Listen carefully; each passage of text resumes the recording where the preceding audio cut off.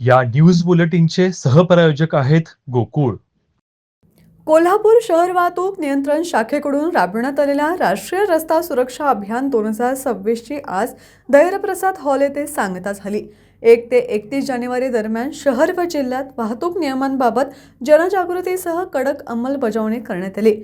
या अभियानात rally, mobile व्हॅनद्वारे प्रबोधन, शाळांमध्ये जनजागृती तसेच ट्रॅफिक पोलीस गार्डन येथे सुमारे 1700 विद्यार्थ्यांना वाहतूक नियम व सिग्नल व्यवस्थेबाबत मार्गदर्शन करण्यात आले.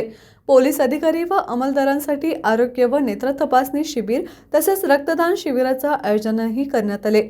वाहतूक नियमांचे उल्लंघन करणाऱ्या वाहन चालकांवर एकूण 4704 केसेस दाखल करून 35,67,000 रुपयांहून अधिक दंड वसूल करण्यात आला.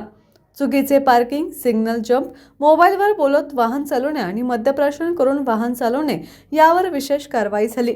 अपघातांच्या आकडेवारीत लक्षणीय घट झाली असून 2025 मध्ये जिल्ह्यात 24 तर कोल्हापूर शहरात 38 अपघातांनी घट झाल्याची माहिती देण्यात आली. पुढील काळात ब्लॅक स्पॉटवर उपाययोजना करून अपघात रोखण्यासाठी विशेष मोहिमा राबविण्यात येणार असल्याचं शहर वाहतूक नियंत्रण शाखेने स्पष्ट केले.